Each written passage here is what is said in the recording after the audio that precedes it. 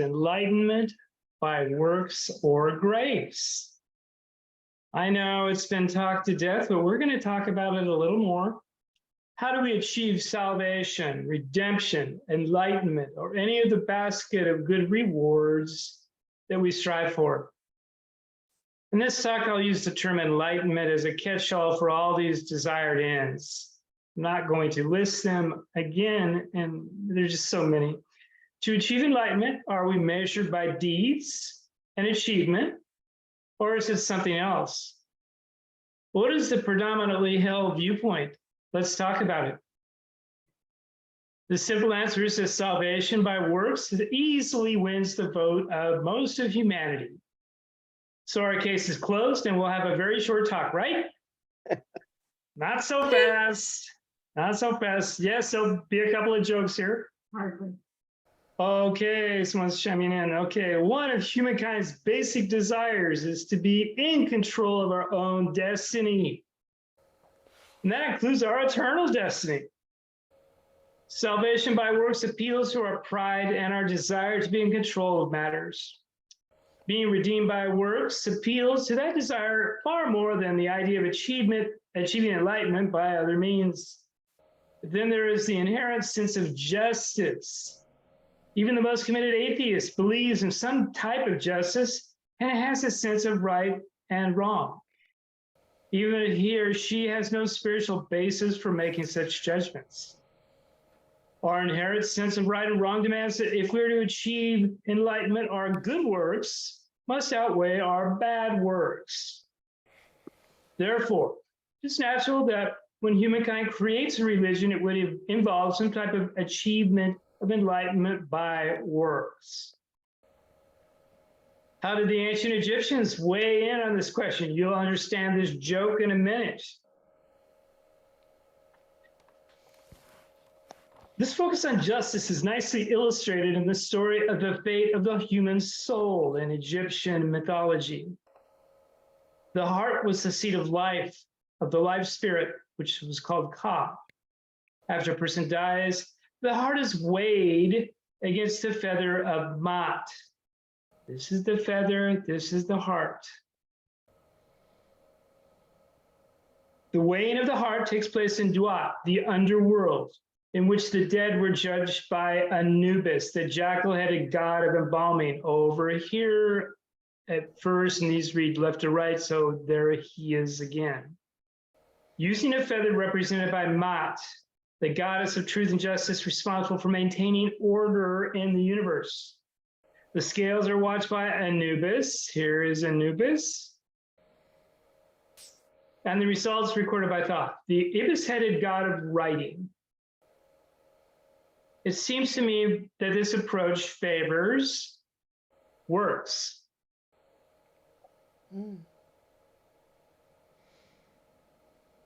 In his beautiful story of Siddhartha, Hermann Hesse describes the story of Prince Siddhartha, who became the Buddha, and his search for enlightenment from the viewpoint of his self-discovery of enlightenment. Now, as a sidebar, do any of you see a resemblance between Hermann Hesse and H.P. Lovecraft, like I did? No. I don't know what that means, but just saying, maybe I'll do a prequel talk about this topic. I promise I won't. Back to our subject. Now, I read Siddhartha a few decades ago, so I'm going to rely on my paraphrase of a synopsis derived from Britannica. I'm so old, I thought it was called Encyclopedia Britannica, but there is no encyclopedias. Anyway, as the son of a Brahmin, Siddhartha enjoys comfort and privilege while living in his home village. However, as he grows older, his heart is moved by a burning desire to acquire wisdom and new experiences. Telling his father his intentions, Siddhartha and his childhood friend Govinda leave the safety of their home to join the Samanas, a group of wandering ascetics, a group who sees enlightenment being achieved through deliberate lack of pleasure and wealth. As Hermann Hesse's novel unfolds, we follow Siddhartha in his search for meaning and truth in a world of sorrow and suffering. Drawing on both Hindu and Buddhist teachings, Siddhartha expertly explores the tension between doctrinal dictates of organized religion and the inner promptings of the soul. As Siddhartha grows older, and this did take him years, a fundamental truth gradually becomes apparent to both him and to us, because we're reading the story. There is no single path to self-growth, no one formula for how to live life. Hess challenges our ideas of what it means to lead a spiritual life, to strive after and to achieve meaningful self-growth through blind adherence to religion, philosophy, or indeed any system of belief. We should rather seek to seize hold of the reality of each moment, which is always new, alive, forever changing. Hess uses the potent symbol of a river to convey this sense of vibrancy and flux. I'd say this approach favors grace. We have more. In my understanding of Judaism's answer to the question about the achievement of enlightenment that is achieved through this, misspoke here. Answer to the question about the achievement of enlightenment is that it is achieved through the study of God's words and through tikkun olam, which we talked about weeks ago, which means repair of the world, to prepare the way for the Messiah. This approach favors works. You may remember from our study of Kabbalistic thought, this is specifically repair of the damage to the vessel set forth at God's first attempt at creation, as beautifully described in Howard Schwartz's book, Tree of Souls. I'm going to repeat this because it is so beautiful. And I did say this earlier here a few weeks ago, but at the beginning of time, God's presence filled the universe. When God decided to bring this world into being to make room for creation, he first drew in his breath, contracting himself. From that contraction, darkness was created.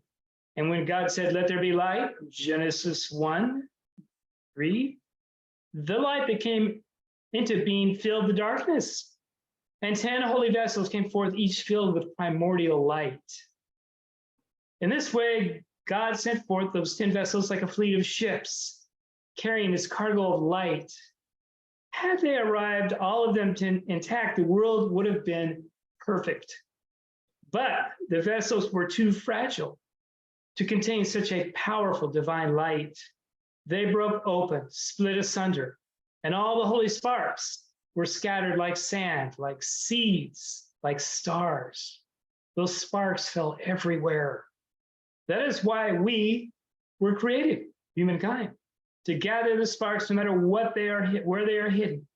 And when enough holy sparks have been gathered, the broken vessels will be restored. And tikkun olam, the repair of the world, awaited so long, will finally be complete. Therefore, it should be the aim of everyone to raise these sparks from wherever they are imprisoned and to elevate them to holiness by the power of their soul. So lovely. And of course, this favors works because our charge is to repair the world. Last but not least, Christianity. The various sects of Christianity contain a bewildering plethora of responses to this question. Yes, I wrote that phrase, bewildering plethora, it just came to mind. In the Middle Ages, one particularly well-known Catholic method of achieving salvation, they don't do this anymore, but it was the practice of selling indulgences, a monetary payment of penalty which supposedly absolved one of the past sins and or released one from purgatory after death. This is what pissed off Martin Luther, if you'll remember. Other approaches run the gamut from follow the 10 Commandments and you're good to go. And my favorite, you can do anything you want on Saturday as long as you go to confession on Sunday. Whoa. I was actually told that when I was working at Samarkand Retirement Home by one of the cooks. He says, "You got to become a Catholic, Brian." And he told me why, and then that's exactly what he said. I'm like, wow, that's easy peasy. And finally, that you are not saved by works, only by grace. Personally, I found this last perspective to be the truest. Therefore, I'd say this approach favors grace on balance. Ephesians 2, 8 through 9. For by grace you have been saved through faith.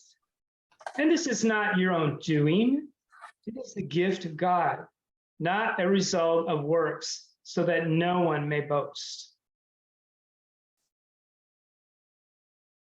Works do not contribute to enlightenment, but they will always be characteristic of one who's accepted grace.